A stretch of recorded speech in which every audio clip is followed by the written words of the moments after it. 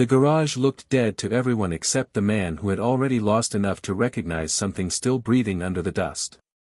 Noah Bennett stood at the edge of the Whitmore Auto Group auction yard with his 6-year-old daughter Ellie beside him and a folded bidder card in his hand that felt too thin for the weight of the decision he had come to make.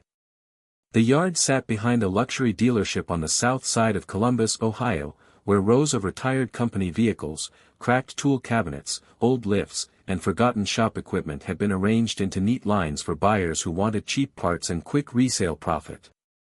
Everything had a tag. Everything had a number. Everything had already been judged by someone who had never fixed anything with cold hands before sunrise. At the far end of the property, behind a chain-link fence and 2 rusted posts, stood the old garage. Its metal door was stained brown at the bottom, the roofline sagged slightly over the left corner, and weeds had grown through the cracked concrete apron like the building itself had been left to apologize for existing. Noah wore a faded gray work shirt under a worn denim jacket, and Ellie held a small red toy wrench in one hand, the one her mother had given her before the hospital rooms and quiet dinners and all the things a child should not have to understand. Avery Whitmore arrived 10 minutes after the auction started, stepping from a black company SUV in a cream coat and dark slacks, polished, young, and calm in the way powerful people can be calm when they believe the day has already been decided.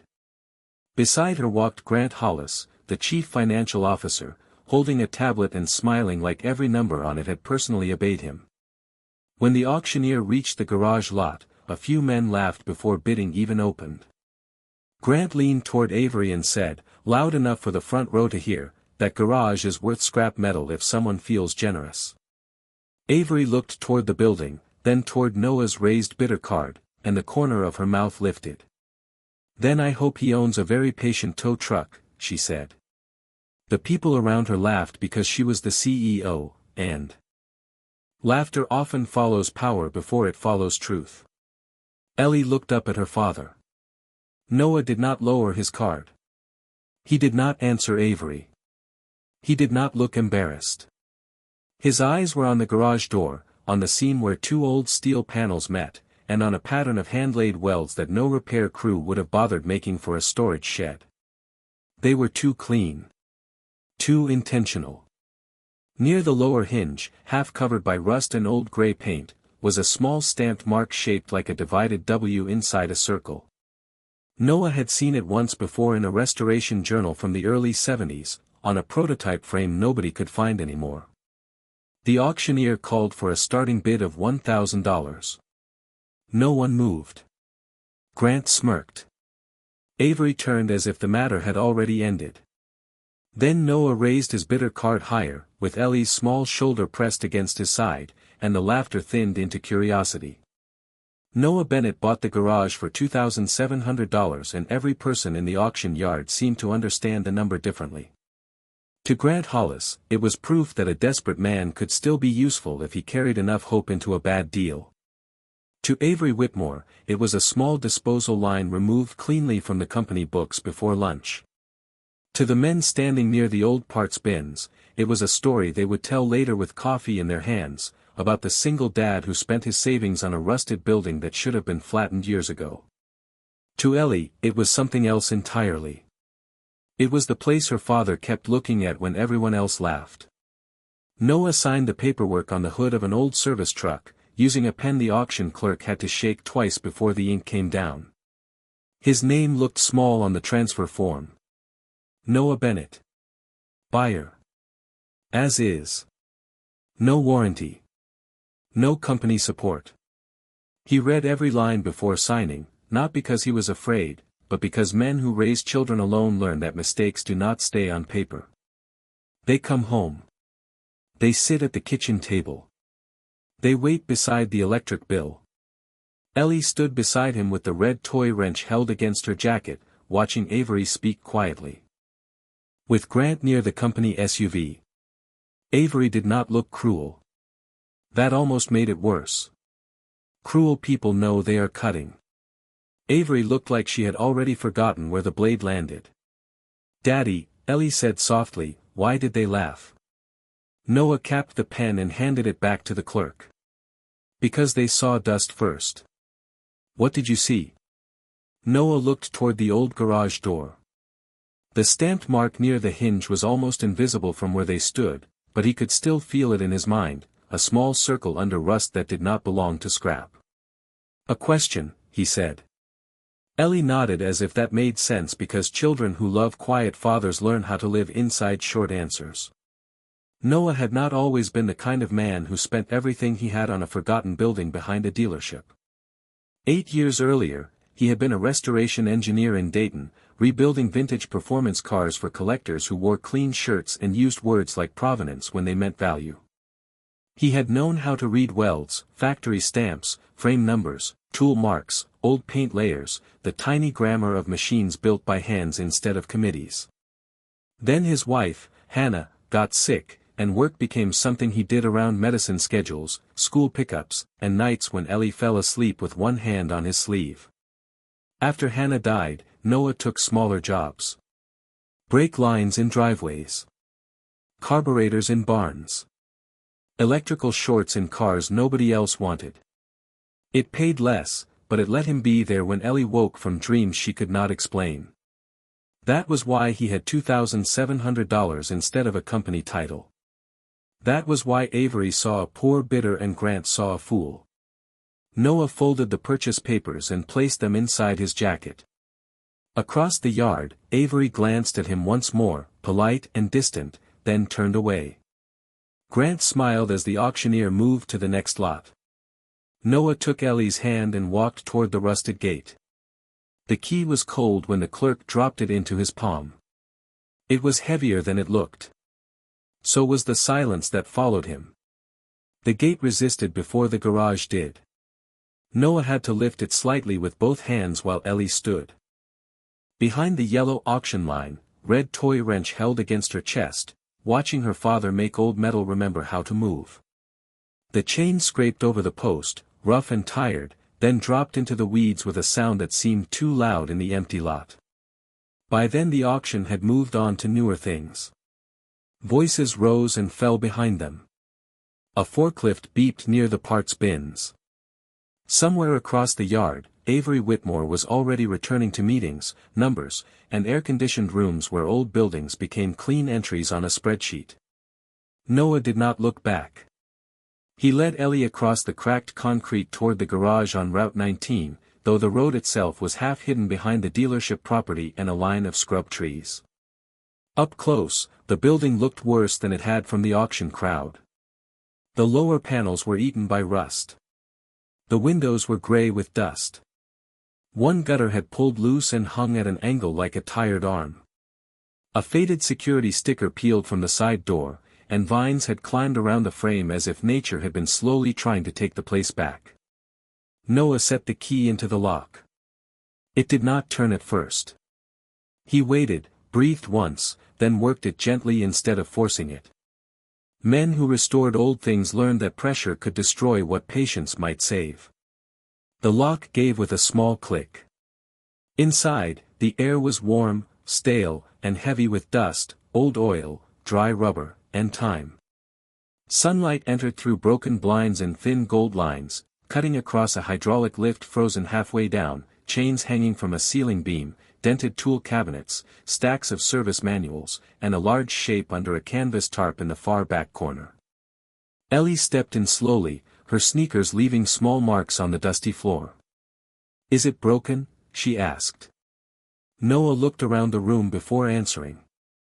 "Sleeping," he said. He crossed to the main door and pushed it up only 2 feet before the rollers stuck.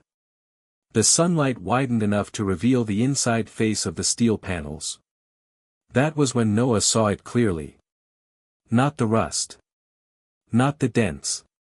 The welds.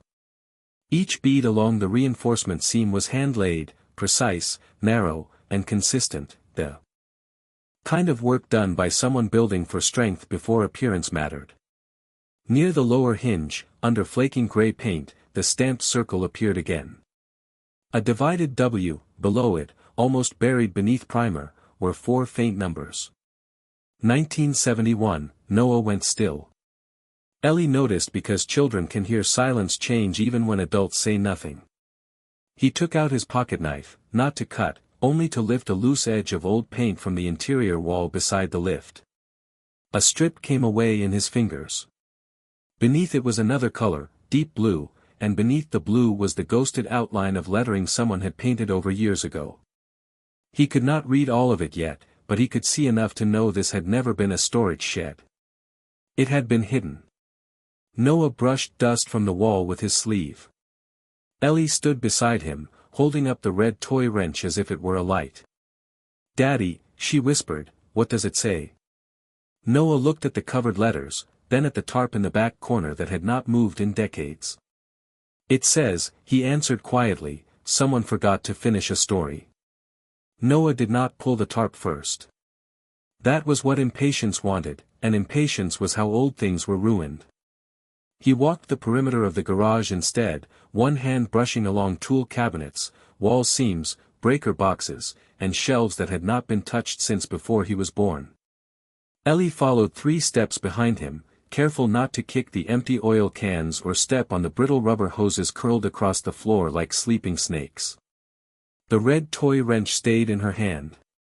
Every few minutes, she lifted it toward something dusty, as if helping him look. Noah found the side room behind a stack of warped plywood near the rear wall. Its door had no handle, only an old steel latch and a padlock with Whitmore stamped faintly across the face. He did not break it.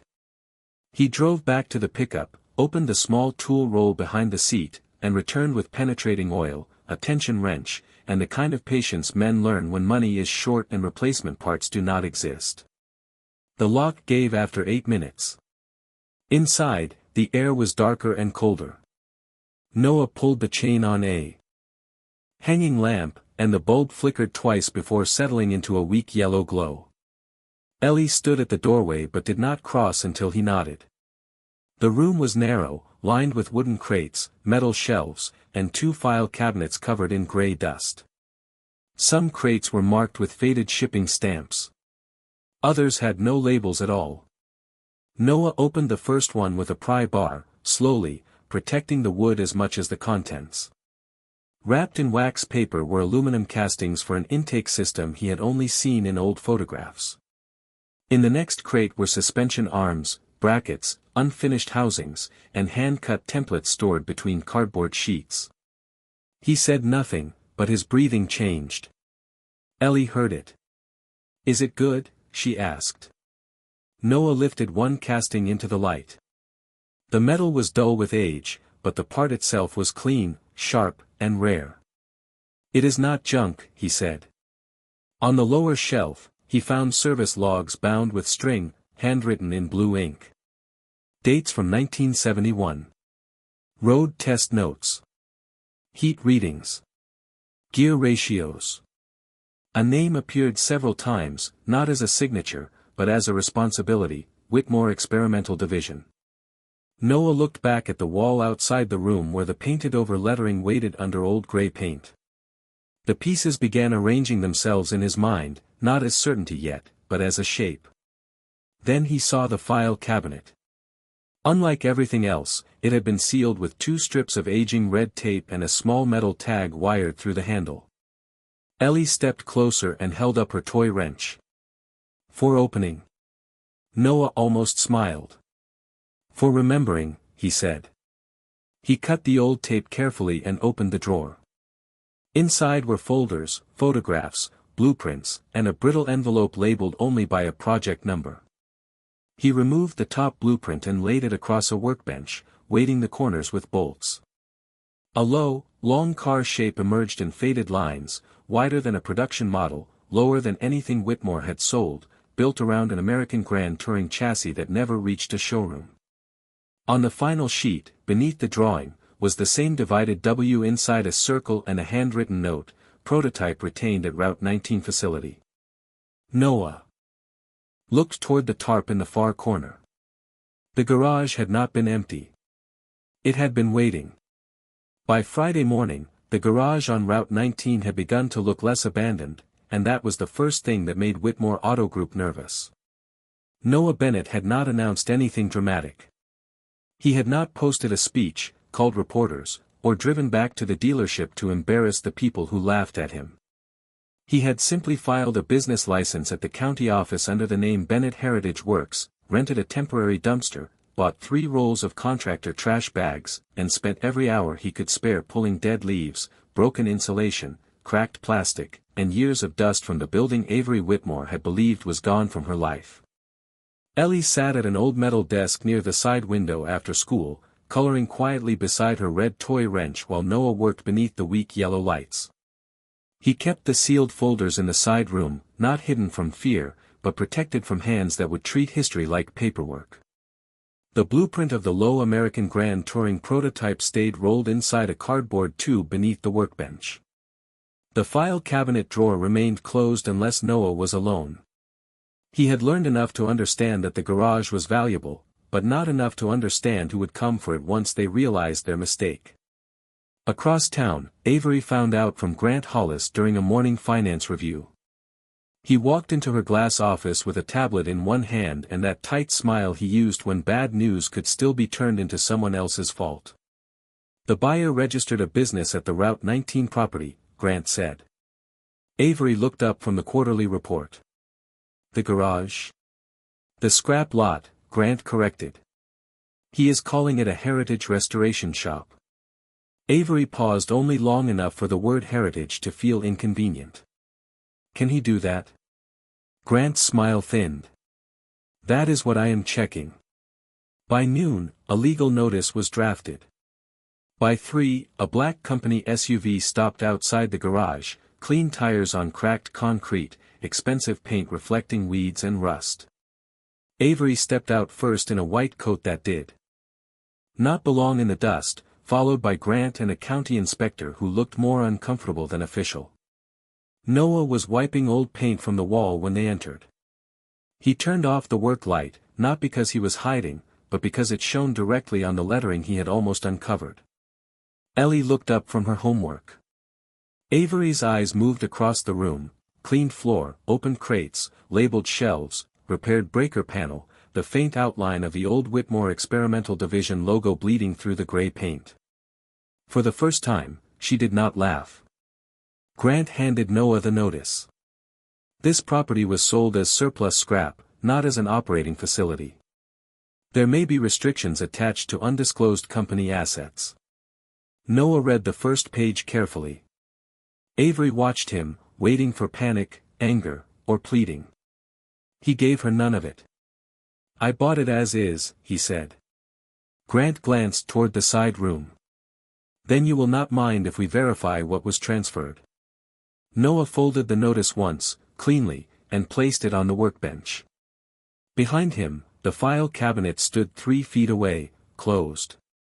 Inside it, beneath the blueprints and photographs, was the page Avery had not yet seen, the page that said every tool, document, design note, and retained prototype components stored at Route 19 transferred with the property unless specifically removed before sale. Noah rested one hand on the drawer handle without opening it.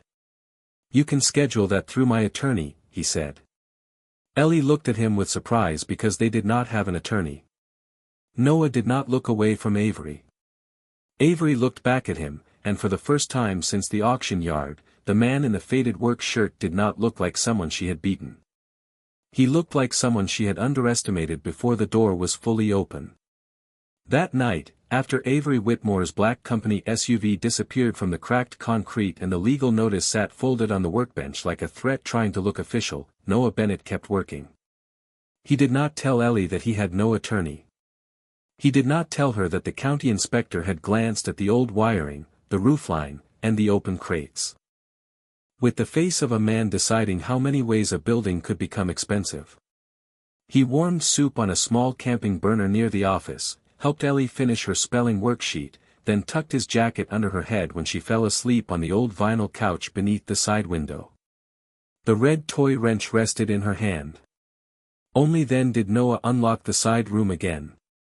The yellow bulb hummed above him while he laid the blueprints across the bench and matched each faded drawing to the parts in the crates. Intake casting. Right bracket. Fuel rail. Throttle linkage. Heat shield. The work was slow because old machines punish men who hurry. He cleaned every surface by hand, checked every threaded hole, measured every gap twice, and made notes in a spiral notebook that had once held grocery lists and school reminders. Outside, Route 19 went quiet after midnight. Inside, the garage began to breathe differently. Not alive yet, but closer. Near 2 in the morning, Noah pulled the tarp from the shape in the far corner. Dust rose in the beam of his flashlight.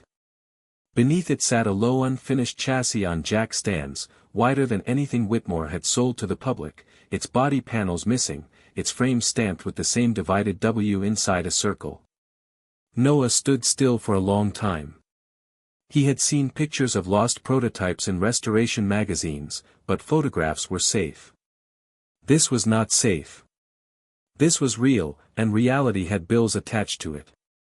By dawn, he had assembled enough of the old experimental engine to test the fuel and ignition sequence without pushing it beyond reason. Ellie woke to the smell of coffee and metal polish. "Did you sleep?" she asked. Noah wiped his hands on a towel. "A little."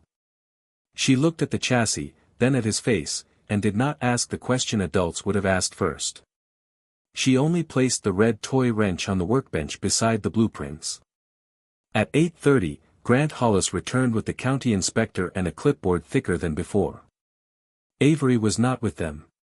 Grant looked at the cleaned parts, the open crates, and the unfinished chassis, and his smile came back too quickly. "This looks like unauthorized operation of transferred company assets," he said. Noah connected the final lead and stepped back. "It looks like a test." Grant gave a short laugh. "Of what?" Noah turned the key mounted to the temporary ignition board. For 1 second, nothing happened. Then the old engine caught. Not loud enough to shake the windows, not wild, not dangerous, but deep and clean, a controlled American sound that rolled out through the open garage door and across the silent road. The inspector lowered his clipboard. Grant stopped smiling. Across the street, a man in a tan jacket had been walking past with a paper coffee cup.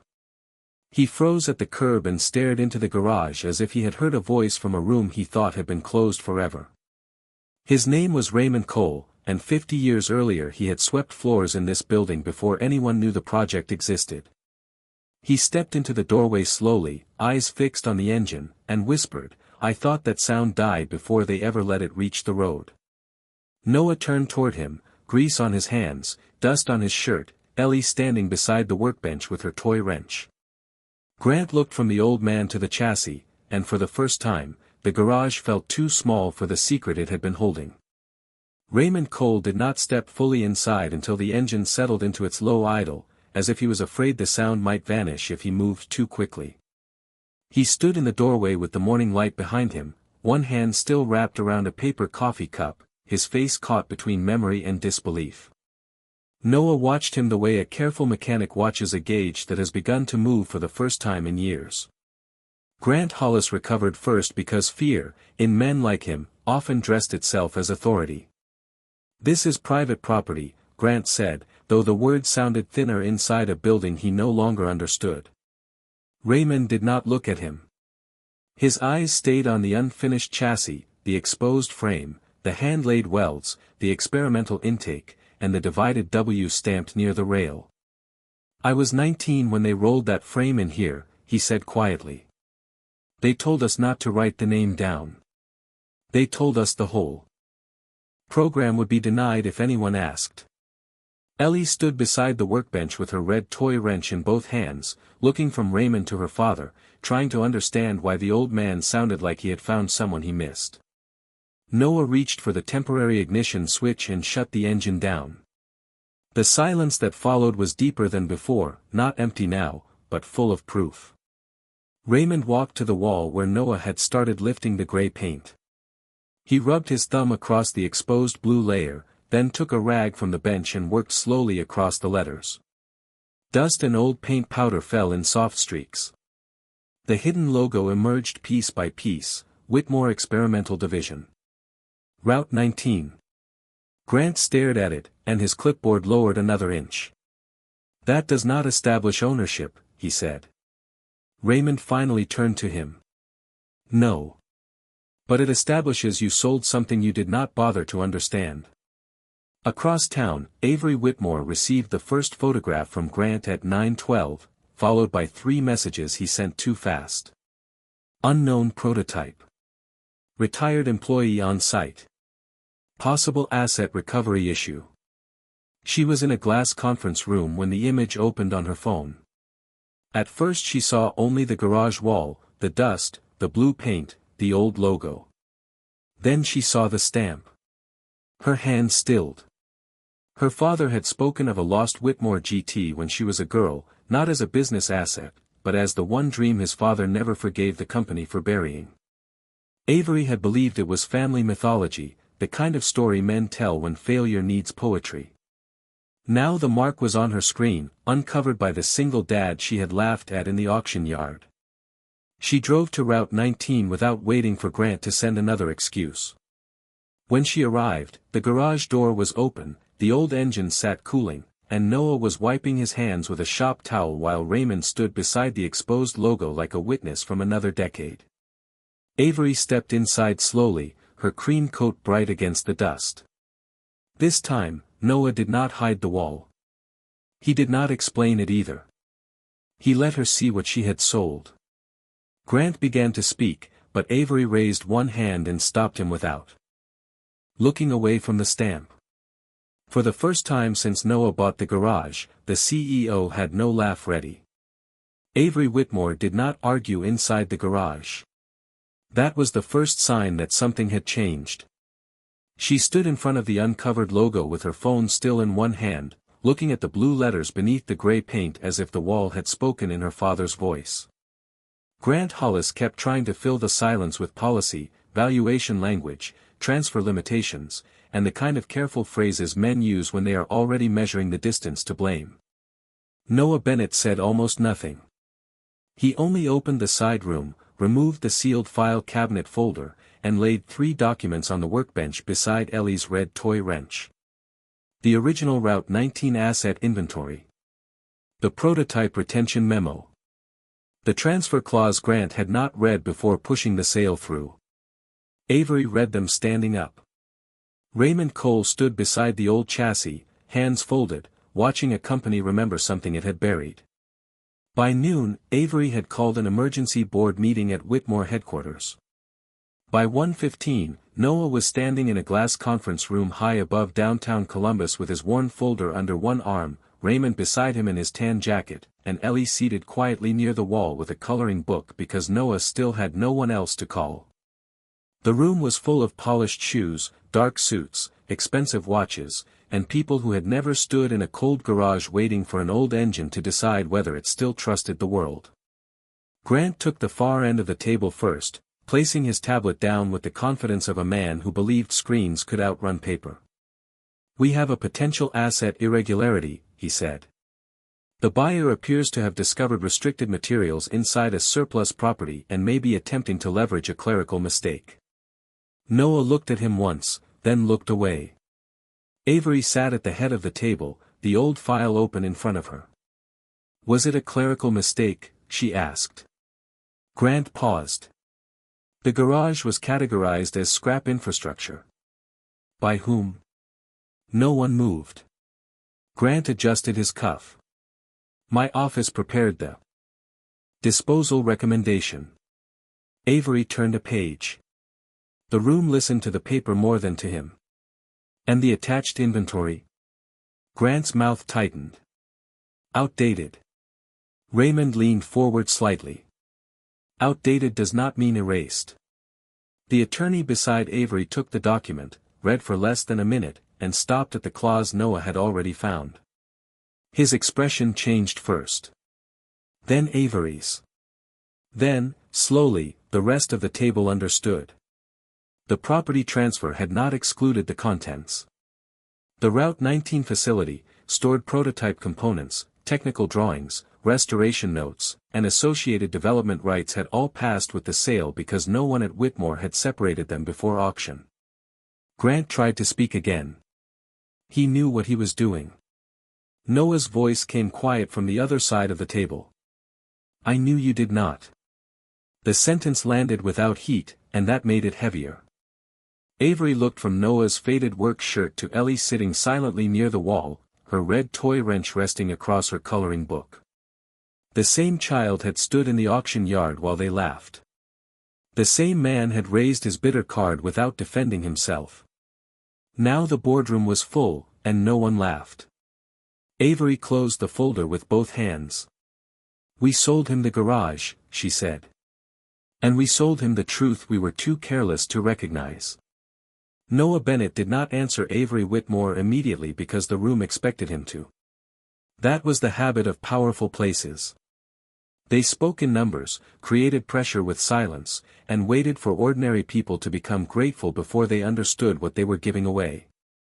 The boardroom at Whitmore headquarters stayed still around him, glass walls on three sides, downtown Columbus shining below, the old Route 19 folder lying open on the polished table like something that had survived a fire nobody admitted starting. Avery had just said the truth out loud. Whitmore had sold him the garage. Whitmore had sold him the drawings, the retained prototype components, the development records, and the restoration rights because no one had respected the building enough to read what was inside it. Grant Hollis sat rigid. Near the far end of the table, his tablet dark now, his face emptied of the small smile he had carried since the auction. The company attorney whispered to another board member. Raymond Cole stood behind Noah's chair with his hands folded, quiet as a witness. Ellie sat near the wall with her coloring book open, the red toy wrench across the page, watching her father the way children watch when they know a decision will change where dinner is eaten and which bills get paid first. Avery closed the folder slowly. "Whitmore Auto Group is prepared to make an offer," she said. "A serious one." Noah looked at her. "For the garage?" "For the full Route 19 package. Property, components, documents, restoration rights, and any claim tied to the experimental GT." Grant leaned forward, eager to regain some usefulness. "It would be enough for you to walk away comfortably." That word changed the air.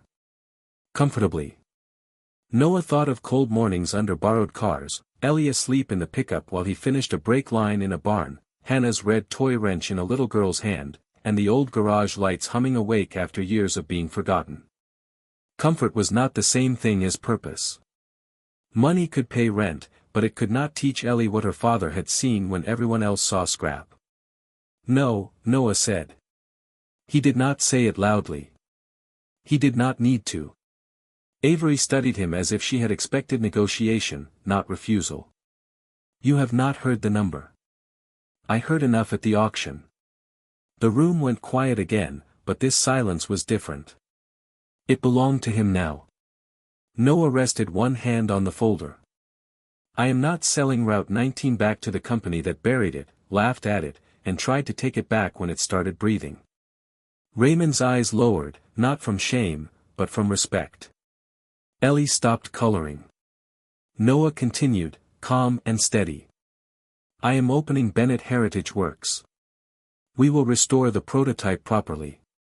We will document the history. We will hire the kind of mechanics dealerships push out when their hands get old but their knowledge gets deeper. We will train apprentices who do not come from perfect resumes.